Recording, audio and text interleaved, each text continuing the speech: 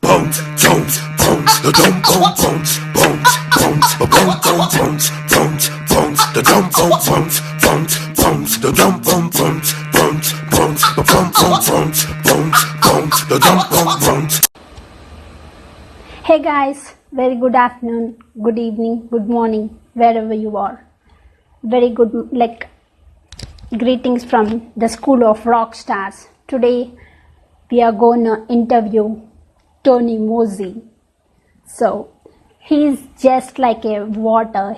If you give him a word, he just flows like a water, flows with that word.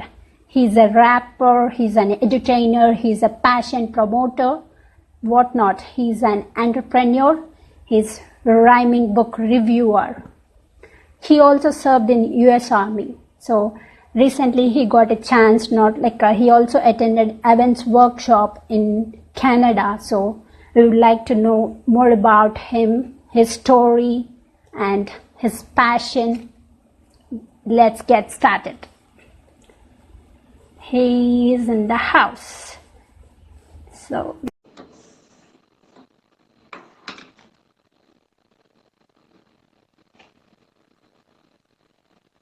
Education, education. Let's talk about this for a better nation. We're moving towards edutainment because people's minds ain't so patient. I know I'm trying to attract their attention, man, but listen to this. We got lower attention spans. So the education system needs to stop this ritual. Stop doing what they always seen as traditional. We have to leave the education 6 feet under. Rest in peace. Let's leave it in mourning.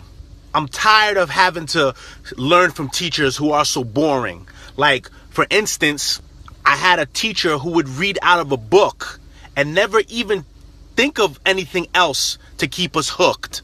While on the other hand, I had a history professor, I knew she was smart.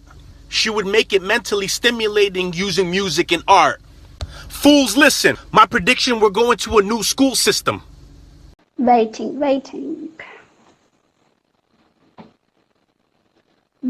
for Tony. Hi Tracy, thank you for joining. I can't hear you, Tony. Hello? Yes, I can hear you now. Okay, good. I got a fan on because it's a little warm. So I don't know if it's going to blow up on their phone, but anyways, how you doing? I'm doing great. Welcome, soldier. You are a soldier. So how is your day? So you went to Harvard University for applying for your education. So how is it? Beautiful. I mean, I'm back in school. I went for my undergraduate and my graduate degree in psychology, and I didn't go to Harvard. I went to a state school in Connecticut, and for the fact that the military and the Veterans Hospital is paying for me because I served in the Army, I see a wonderful opportunity for me to connect and attend school at the Harvard Extension School. So, yeah, it's a good day. Why you choose psychology degree? Do you have a passion towards it, interest from childhood, or? Yeah, so I mean, I don't know. When I first started, I was undecided. I went into the Army first. I enlisted when I was about 17 years old. My mother was like, you need to get your head on straight because you're still unfocused. You're still having issues. You don't know exactly what you want. And the fact that my mother was a nurse, she was going to go into the Navy, but she never did. So she kind of felt she felt that I would regret not going into the military. So, because of the benefits and all the wonderful positive things that come out from serving. And so I enlisted at 17, went to basic training. And when I got out, I missed a semester, but I was able to go in obviously the next semester and attend school in Connecticut. It wasn't until a year later that I finally declared the major in psychology. What made me love what made me want to get into psychology was I had an awesome introduction to psychology professor. Her name was Maria LaPorte. She was awesome. Like the way she taught it. She was, you know, a woman that's had 20 plus years of experience in the field.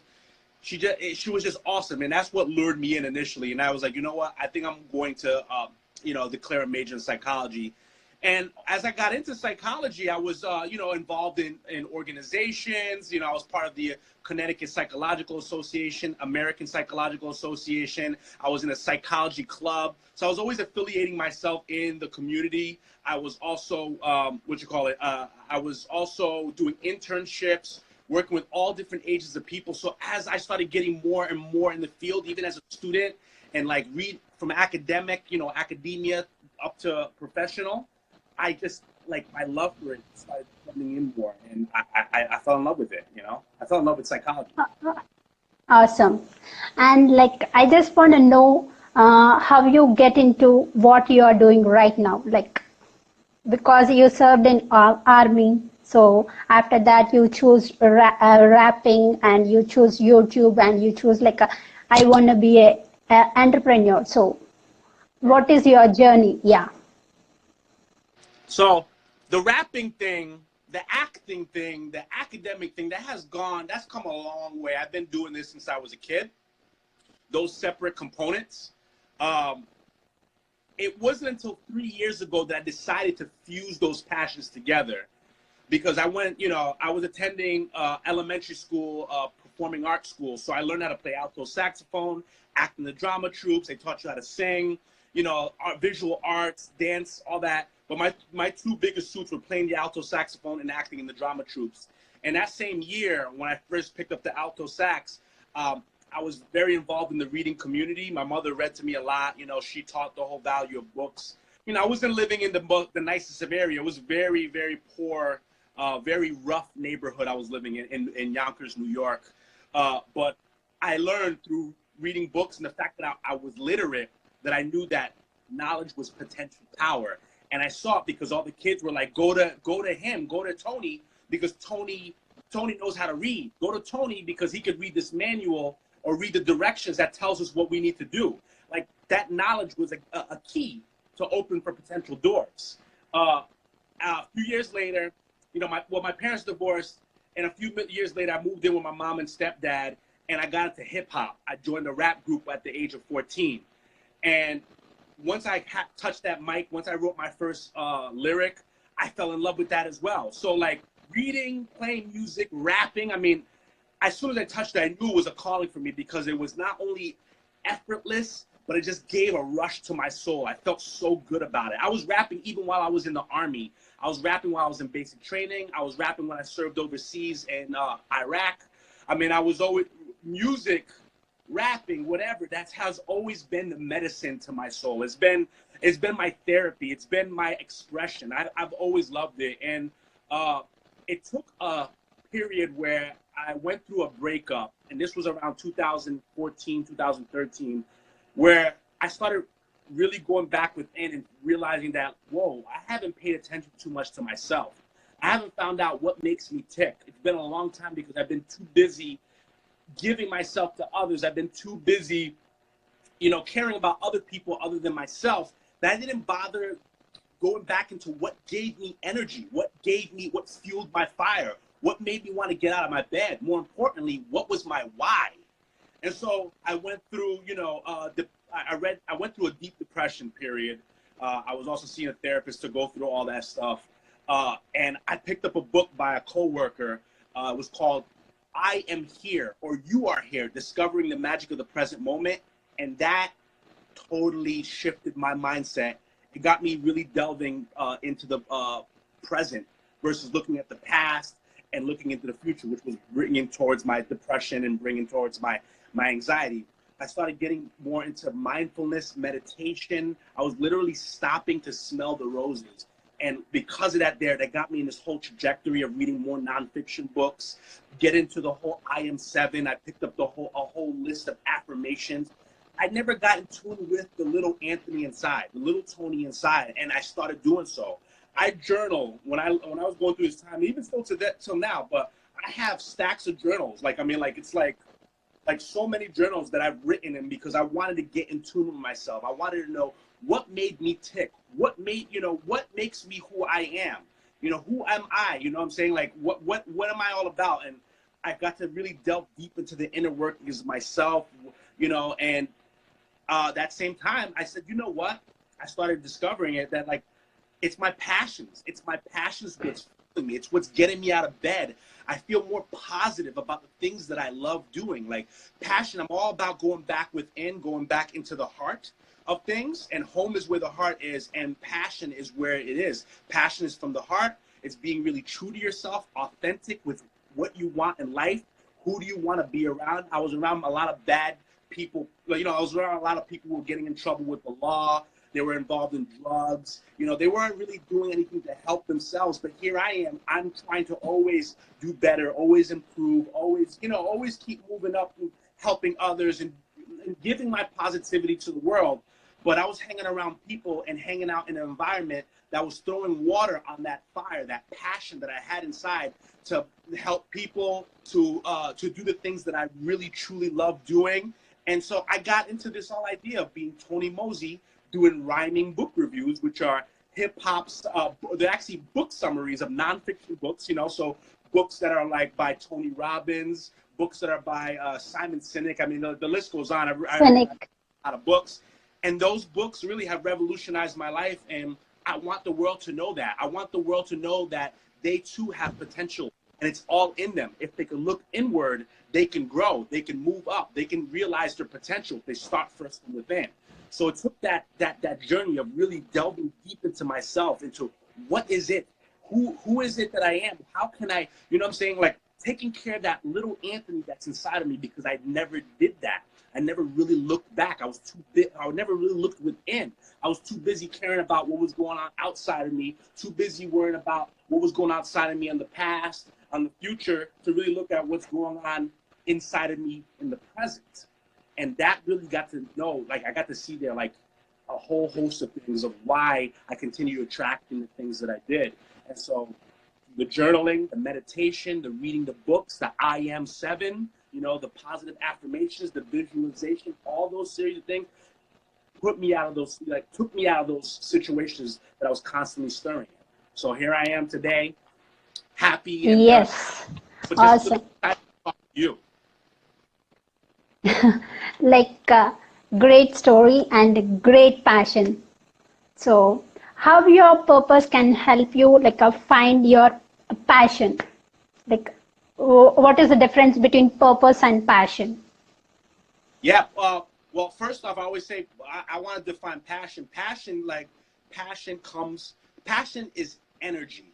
I see people who are passionate, like Gary Van, Eminem. I mean, those people who do what they do it passionately. So they do it with energy. The second thing I say, passion, it comes from the heart. Passion, I see it as like something that's from the heart, which is basically from within. So you're doing things that are coming genuinely and authentically from who you really are as your core and your foundation. And also, passion is therapeutic. When you're doing something you're passionate about versus what you're not passionate about, there's a certain outcome, there's a certain feeling, there's a certain emotion that you have when you pursue something that you're passionate about versus not passionate about. And I see that with everybody. When you tell someone when you see two people and you ask one person to talk about something that they're passionate about versus the other person who talks about something they're not passionate about, you see it in their body language. You hear it in their yes. All that you can tell. Oh my God, this person's so excited about this. I can tell he loves this. And this is not something. This is only in hindsight that I'm thinking about, because when I pursued something that I was passionate about and I told it to people, I didn't know this, but I was inspiring and influencing people to do the same thing too. They're like, holy moly, if he feels like this and he's so energetic and he's so happy and so positive about it, I want to do the same thing too. So like now I'm looking at it and I'm like, wow, like when you're passionate, you can be a leader with what you're passionate about, because it's what helps fuel your fire.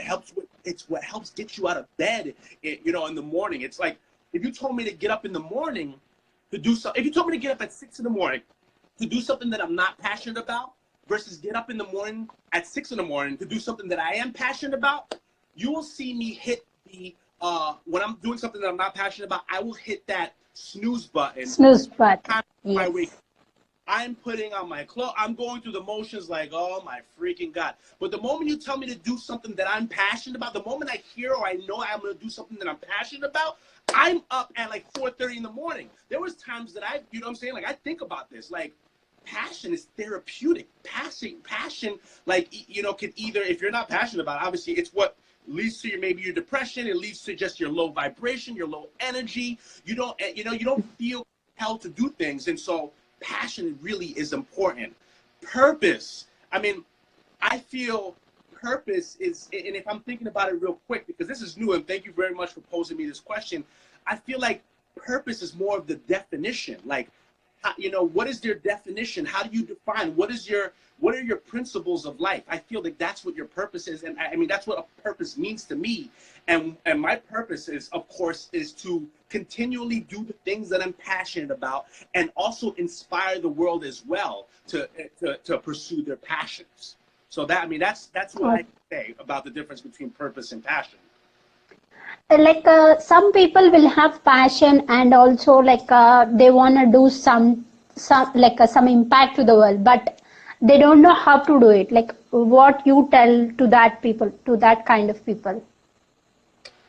Well, okay. Once again, repeat that again.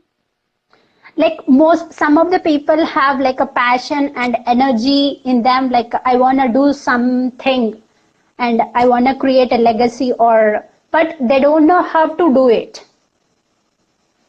And they don't know how to do it, like, in regards to what? What do you mean by that? Regards the process, like how to approach, like if we take somebody wants to be a rapper, but they have that passion within themselves, but they don't know how to do it. Like they need some guidance or they need some push from outside. So what for that kind of people, what you tell? So I mean, I think about this. I'm thinking about, there are different levels of passions. There's passions that you dream about. You're like, whoa, I like that. But it really is. It's like, what is it that motivates you? What is it that makes you move forward into whatever endeavor it is?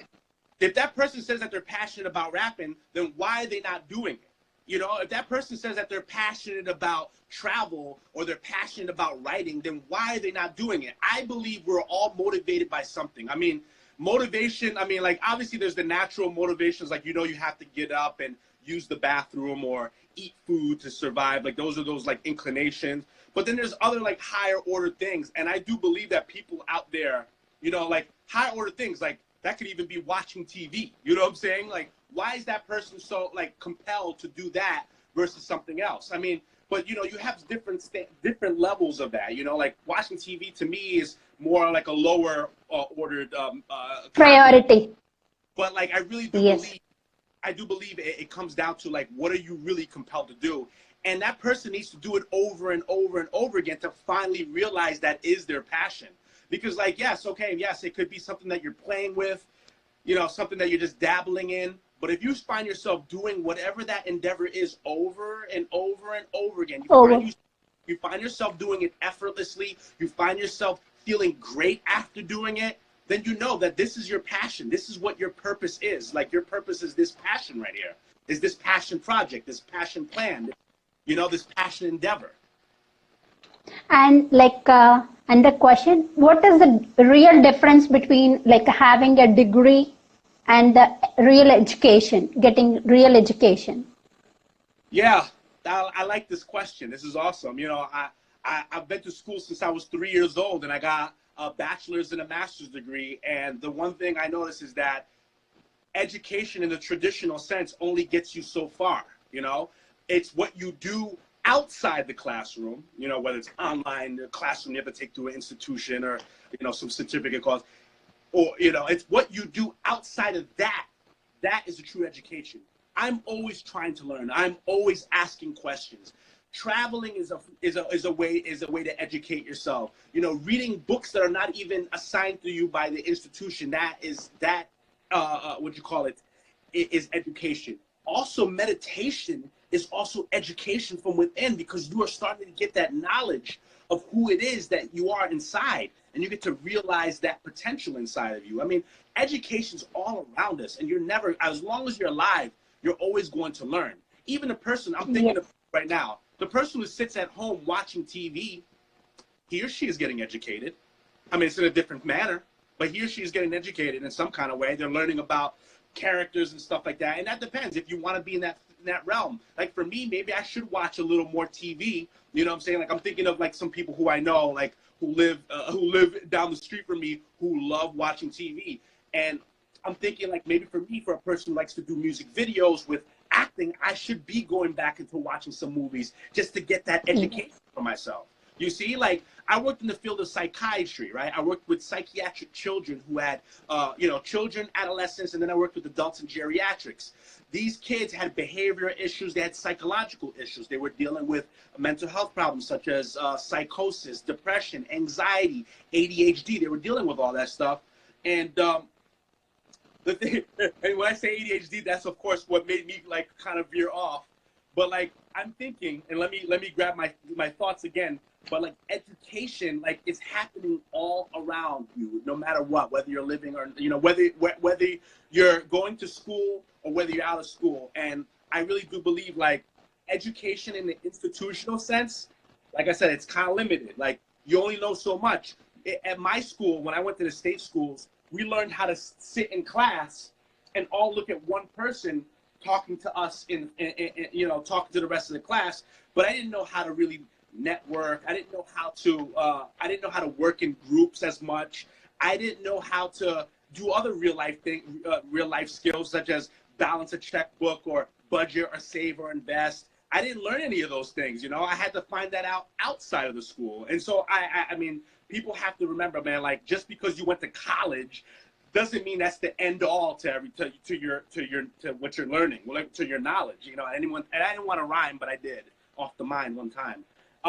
So yeah, I'm just saying, like, school is only meets you a certain way. What you do from it after, and like I said, going back to working in psychiatric, I learned so much about the human working in the field than I did through a book. I learned about it so much, like, because human beings are very nuanced. There's certain things that like the book can tell you so much objectivity, but they don't necessarily delve into well, what about in this circumstance? What about in this situation? What do you do during that? What about this kid and that? They don't really do that. A lot of things is just very linear. And so, like I said this before on one of my podcasts and videos, that like the traditional or institutional education system is very linear with how they teach. It's just like they don't really teach you all the other things that come in life. So yeah, you should always be learning and always learn outside of school.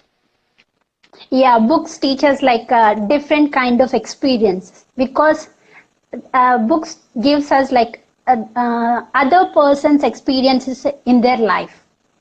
So we really need that. So yeah. What is your morning routine? My what? Morning routine? Oh man, morning routine. Okay, so the tradition is jump out of bed and then take a cold shower, because I love that rush of energy. Like the cold water, of course, is like my morning coffee, but it also has so many other great benefits. I love making I have a comfort bowl that I love to make of food, and it's typically a concoction of oatmeal, banana, puree, almond butter, almond milk, and a scoop of protein powder. I love it. And then I love going out for a walk. Pardon? No. And then And then I love going out for a walk because I remember interviewing this guy. He wrote the book called Get Up, Why Your Chair is Killing You and What You Should Do About It. His name is Dr. James A. Levine.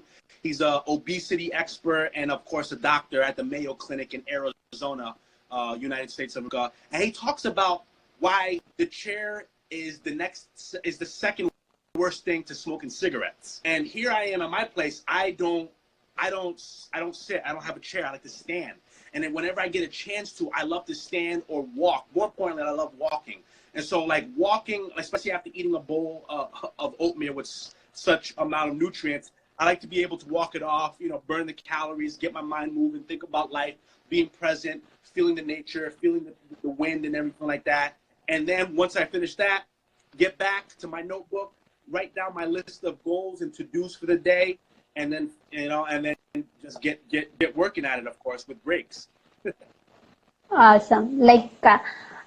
In every 24 hours, we can either break our day or we can make our life. So we can make our life or break our life, just in 24 hours. Like, how do you schedule your 24 hours? How many hours you work?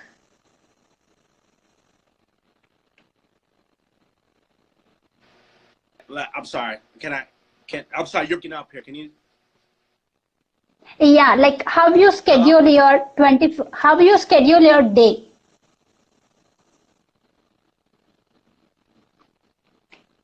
How do I schedule my 24 hours? Yes. Okay, good. Yeah, because I heard that. Okay. So I like to do, nowadays I'm trying to do everything like focused. So meaning like Tuesdays be my podcast days where I do a whole bunch of podcasts and as much as I can at least a day. Uh, and then like Wednesday would be maybe my editing days for video, and then Thursday, so like I try to keep everything pretty much concentrated and focused and organized, because I do notice I had a plan where I was like, all right, I'm gonna do thumbnail images, and then I'm gonna do YouTube video, and then I'm gonna do podcast, and then I'm gonna do Instagram. I ended up going all over the place, and granted, I got stuff like finished. I was trudging through it, like really burnt out. And so I like the whole idea. I learned, of course, thanks to Evan Carmichael. He's a wonderful mentor of mine. I learned from him, of course, through a workshop and also a mentorship, that instead of taking all these different various things, organize them for days. So Tuesday, my podcast days, where I just do audio. Wednesday, I do my video editing so I can put on YouTube or wherever else. And Thursday, so it's concentrated like that, and therefore it makes me more productive, obviously less burnt out and less stressed. It just helps me so much more advantageously. And how I break up my days is, of course, in the morning, I eat, take a walk, whatever. I try to do like 25 push-ups a day, because 21 push-ups, there's a veteran suicide, not hotline. Well, there's a hotline, but there's also a veteran suicide awareness for the veterans who commit suicide from either serving overseas and in the war conflict and whatever. And the requirement every day is to do 21 push-ups for 365 days, and that's supposed to be like in commemoration, in honor of the men and women who've committed suicide in the military. So I try to actually do 25 push-ups. At least I try to do 25 push-ups a day and walk.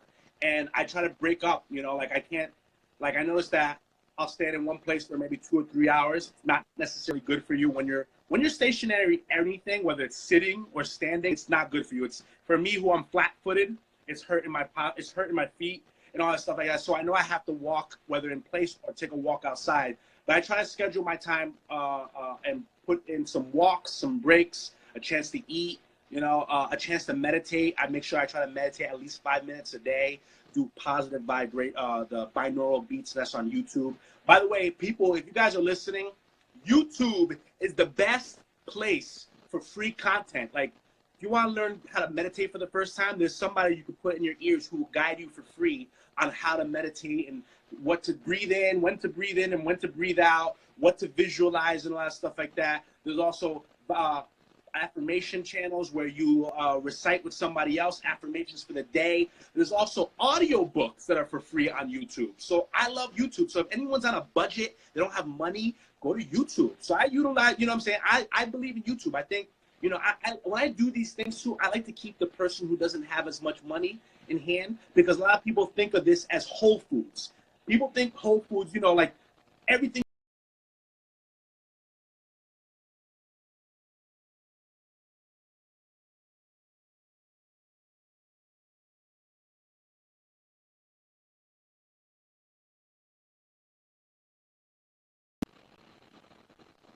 Hello. Hello. Hello. I mean, Hello. Hello? Yeah. Yeah. Okay.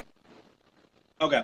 Uh, So so yeah, like you work also, like you do a day job, right? For your expenses and bills. So how you schedule your day job and your side hustle? I like that. Yeah. So I drive Uber and Lyft, everybody.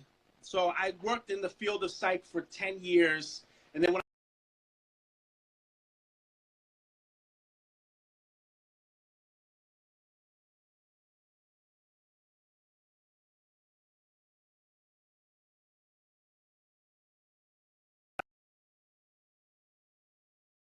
hello. Yeah. Oh, what's up, Mohammed Droman? How you doing? Plus one tutorials. How you doing? Um, so yeah, after I got my master's, I worked as a social worker, and that was the straw that broke the camel's back. I didn't want to work in social work, or at least in those respective fields. And so I found Uber and Lyft, and it's crazy, guys, that I'm making more money driving Uber and Lyft than with these master's and bachelor's degrees that I have in that field. Uh, you don't make as much money in the field of mental health, depending on what you get into. If it's federal, maybe state, but if you work for any like private organization, you're not making much money. And so I know like the whole idea of entrepreneurship is not only just a way to earn money or earn an income, but it's also an expression. It's also freedom, and it's also helping the world in a shape, in any way, shape, or form. And so you have me driving Uber and Lyft. I'll drive it in the morning, like around, I'll drive it a little bit in the morning, like around 7 to 9, and then I'll come back home and then work on my, my passion project and all that stuff, my hustle, my side hustle, my freelance business, all the way till about 3 or 4, and then I go out on the road again, and I drive from 5 to about 9, and then I come Awesome. home again and try to work around my passions again. So yeah, it's like wake up, do a little exercise, affirmations, write down your stuff, go drive for a few hours, come back, and then work on that stuff all the way, so I'm working from 10, 11, 12, 1, 2, 3, so for at least 6 hours in the middle of the day, and then I try to put in 2 more hours at the end of the night, and then just repeat. Like, what is the best thing you learned in US Army, and like, so can you tell about that experience Yeah, in US? Yeah. the Army taught me to keep going. Like, Okay. don't give up. Just keep going. Like, that's the one thing I love about that. Like, persevere. Like, keep going. Like, no matter what you're encountering, just keep going. Adapt. Learn how to adapt on the move. Pivot. All that stuff like that. Be coachable, because you have to learn. Like, you don't know everything. I don't know everything. I'm still in the, I'm gonna keep that mentality till I'm as elderly and on my deathbed, like the famous philosopher Socrates said. He said, "There's one thing I know, and that is I know nothing." And that makes me always open-minded. That always makes me want to learn, because the thing is, I could easily be like a lot of people and say, I went to college. You don't need to tell me anything. I'm this years old, so I know enough. I don't need to know anything else from you. No, I want to continually have a baby mind. When I went to Harvard today, and of course I go to the other universities. When I'm listening, when I go to a place for the first time, I just try to be open about it. I don't even say, okay, you got to go here and you have to learn this, you have to do this, I just try to be open and flexible, because you never know, you might even get the nuances of what someone said, or you might even catch other things. I feel when I come in sometimes, actually most times when I come in with a purpose, my vision's so narrow that I don't bother learning about all the other things. And I do believe in the beginning, it's good to have a wide perception. Keep your mindset like large. Keep your awareness large and wide, and then eventually focus down. So, like I say, like, people should always be learning, always having a baby, have an infant mind, meaning like just have that sensory image, like, how's the lights in this building? What are the staff like? What's the culture of people here? Are they friendly? Are they easy to talk to? Who to go to? Who's the more competent one out of everyone in the office? Like, what resources should I utilize? What programs should I apply to? So it's just keeping that mind aware and and learning about everything, whether it's the people or the curriculum or whatever, or the environment, whatever. Just keep that open mind. But like I'll tell you, man, keep persevering, keep going, because when I was in graduate school, for a 2-year program, it took me 6 years. It took me 6 years to finish the master's program. And quite easily, I wanted to quit and just drop out. I wanted to drop out of school. But I was so close to the finish line that if I did drop out, I would have been so dumb. That would have been the dumbest move. So I just keep going. I had a really tough person I was working with. She was my thesis advisor. Of course, I don't want to say the name, but whoever people wants to do research or whatever, I don't know if that could ever happen. But the research advisor that I was with, the thesis advisor I was with, she wasn't a help. She was very flaky. She was never available. Like she was all over the place. And I'm just like, this is not going to get me to finish my master's degree thesis when I'm working with an individual like that.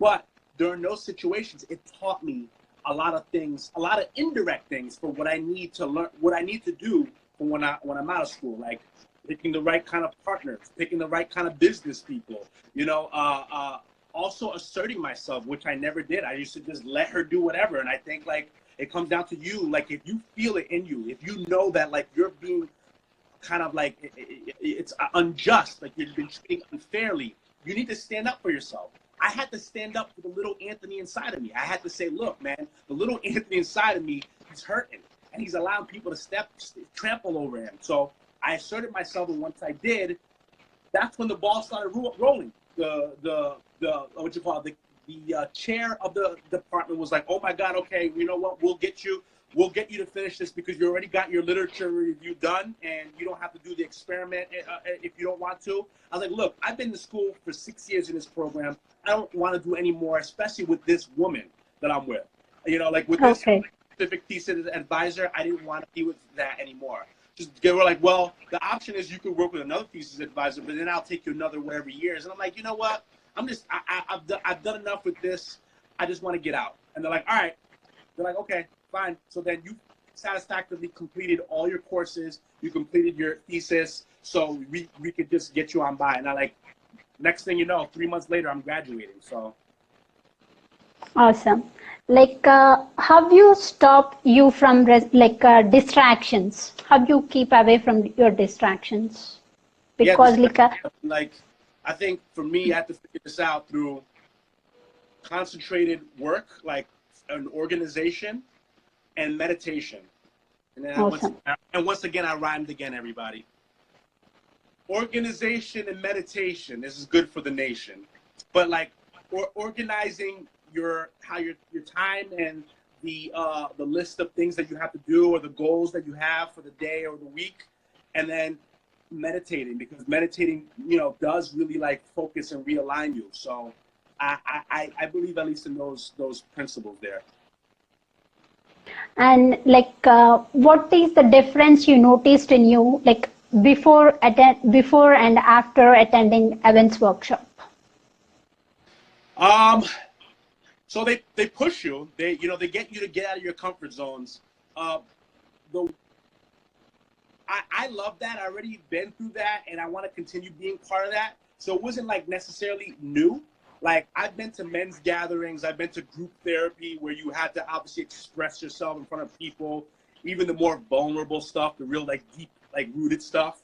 So I was already used to having to do that. And of course, one of the workshops was basically establishing, your story, your brand message, stuff like that, and breaking down and really telling people like exactly who it is about you, because people relate to you more when you tell a story that's really deep and down to your core foundation. A lot of people miss that. A lot of people don't see that how important it is to tell your story and be truthful to it. A lot of people go, well, I don't want to talk about all this. Well, you don't have to get to that point. I think it just starts with little things in increments. Like you could reveal at least one thing about yourself today. You know what I'm saying? Like, but it really gets you to not only grow within, but it also gets people to bond more to you, your brand, your business, your idea, your book, whatever. It's like people want that transparency, like especially now than ever. 2018, like, in the age of there's more loneliness and separation through social media, no offense.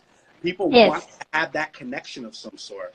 And it just comes down to that. So I really want to attend the session in May 2019. Pardon? I really want to attend that workshop in May 2019. Yeah, definitely, definitely. So should I ask you what your first name is? I'm Revathi, Reoti? Revathi, Revathi. Revati. Yes, it's like my, yeah, like the meaning of my name is star. Oh, I felt it was something from the cosmos. Yes, That's awesome. So you're cosmic. yes. So Revati, that means you're cosmically awesome. And like I have another question to you, like you work in your day job as a Uber and Lyft driver, so you see lot of issues with the customer, like many, like you'll see bad situations, or you'll face many situations that will reflect you in your work. So how you like deal with that if you have a bad day in the morning, like so how you deal with that, and how you make your rest of day happy? Yeah, dealing with a tough situation. I tell you, the things that have helped me in these past years has been meditation. I do the guided meditation. I keep saying this over and over again. Like it has helped me. The guided meditation, sitting back and deep breathing and being present and not constantly perseverating on the past or what happened just before. To also journaling, because people, people want to express themselves, and I do believe expression is a form of therapy. And I'm going to say that me doing what I'm passionate about, deeply rooted, is what is basically me with my human need of expressing myself. Of feeling the six things that Tony Robinson said. Like there's 6 human needs that we have. One of them is to feel unique or significant or important. Like that's one of the things. Like we want to feel significant. There's certainty, uncertainty. These are, I guess there's 6, and I wish I remember all of them. There's certainty, uncertainty, feeling unique, contribution, and I wish I knew what the other ones were. Because unique means to be original, and I don't know if that leads to significance, but those are the 4 ones. And me expressing myself is showing my uniqueness. Me expressing myself is telling people that I am important, just like everyone else. Yes. We have our human needs. You know what I'm saying? Like we thrive off those 6 human needs: certainty, uncertainty, contribution. The fact that I'm also trying to, my mission is also to show and inspire the world to pursue their passions. That's my contribution as well, that I find that gives me happiness and joy and fulfillment. And so expression, going back to the idea, me writing down what I'm feeling at the moment really is very therapeutic. I say the same thing. People need to journal more. People need to write more and express themselves. A lot of people are holding issues, and whether it's momentary issues, current issues, daily issues, weekly issues, lifetime issues, all inside. And eventually you're just going to end up being a ticking time bomb. I mean, this happens with a lot of people. This is what makes people end up going into a psychological breakdown, and what makes them admitted to the hospitals that I used to work at, because they're repressing, they're suppressing, they're holding in all this drama, all this stress. What somebody said to them last week, that they're just a ticking time bomb. They're a psychological breakdown away, you know what I'm saying? Or a moment away from a psychological breakdown. So express yourself, and you don't have to tell the world. You can start off by expressing yourself through written form and writing it in, or putting it in your cell phone. I have Evernote, but there's also a free app that comes with the iPhone called Notes. I mean, you could start there with just simply expressing yourself. If you don't want to write, I use Recorder. I take the recorder, and sometimes if I don't want to write, I'll air out my grievances. Nobody else is hearing me except my phone, and my phone is a robot. So it's not like saying, oh, please stop. Like those stacks of journals that I've written in, none of those journals has said, stop, you're annoying, stop bothering me, you're always complaining. None of those stacks of journals has told me that I'm a complaining piece of crap who's, stupid and annoying. None of them have said that. And that's why I say people need to go back and they need to delve within and express that on some kind of medium. It doesn't have to be on social media. It could be on your notebook. It could be in your notepad on your phone. or you could record it. You know, like there's many ways of expressing yourself, but I do believe people should not bottle it in. They need to express it. It's therapeutic. Awesome. And do you want to say something? It's like almost 45 minutes, so I want to, because... Yeah, a couple questions for you. Yes, please. Hey, what is your one word? Do you have a one word? Yes, my one word is Rockstar. Why?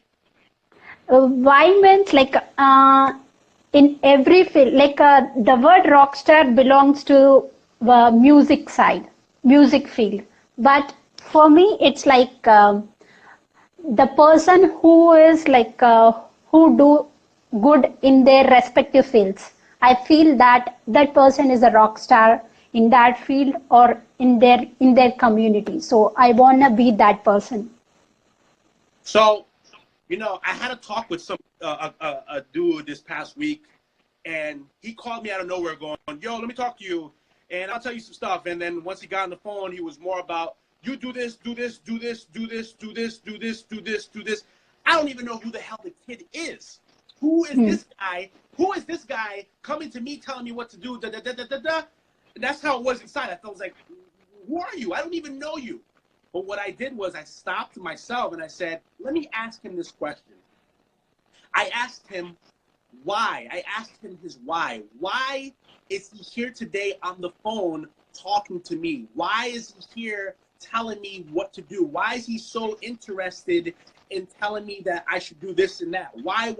We just kept breaking it down. Yeah, because, yeah. Found out is because when he was a kid, you know, people were treating him like crap, and no one knew his potential until one person, one adult saw his potential and said, look, you're way better than that. I see how smart you are. You're a leader. You're a potential leader. You know, you have this XYZ going for you. And because of that one person, it inspired him to also give that back. Obviously realize that with himself, but also to give that back into the community. And so his why is to help people realize, you know, those people who are maybe not so confident, those people who are going through some crap, those people who, you know, those people who have like maybe no direction or whatever, or no motivation, to realize that they have greatness within inside them and they can be the next leaders of our world. And so I was like, wow, I'm so glad we talked about this. Yes. I could have easily been like, why are you calling me? Like, I could have easily hung up on him, but for the fact that I stopped, I had to ask him his why, and because of that, he felt better. He was like, man, I'm so thankful that you talked to me about that, because at first I was a little nervous and uneasy, and I didn't feel really good, and now the fact that you allowed me to talk about this, talk about myself, I feel so much better with speaking. So the question I always ask is, what is your why? Why is it that you do? Why is it that you conceive this idea? So the question, Revathi, is why Rockstar? Why? Why did you? Yeah, because like the place where I come from in India, like in India, like all over, we don't have like equal rights for girl and boy. They treat them separately. So if you wanna go to school, like in a family, they have like a boy and girl. They give more importance to boy. So that's why like I wanna create some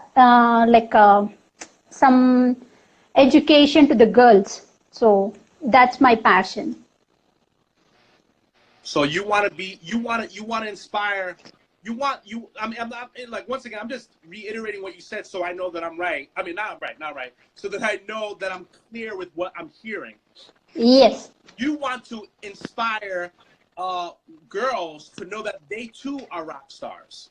Yes, exactly. Not only girls, like, because, yes.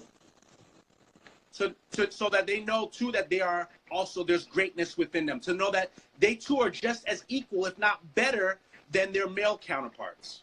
Yes, exactly. Because like I feel that all we have a superpower in ourselves, but we don't unlock it, or like we are so busy overlooking it. So we don't take actions to show that power to the world. That's what I believe. So that's awesome. That's awesome. That's great. Nice talking to you, Tony. That's like thank you. I appreciate it.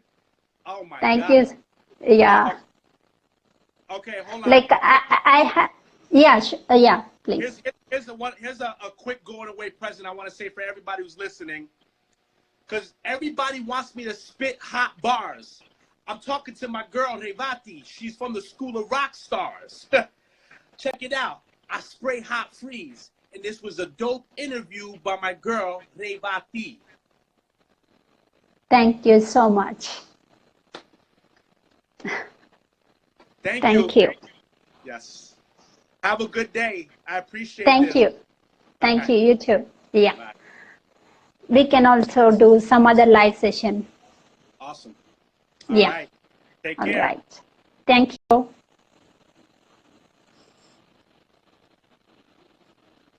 I'm doing this post because I feel I'm on the fence. This is about practice, competence, and confidence. I'll spit dope raps that have you sever your head with. This post was inspired by Evan and Edwin. So you know you gotta listen, cause you know I'm hot with spitting. This is a freestyle rhyme, yo, you know it's not a written.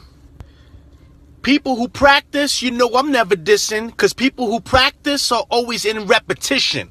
It's about doing it over and over again. Do it to mom, do it to dad, and over to friends. And when you keep practicing, you get better and better. Every time you practice, you get clever and clever. So fuck the critics, fuck the hating. Yo, their thinking will smother.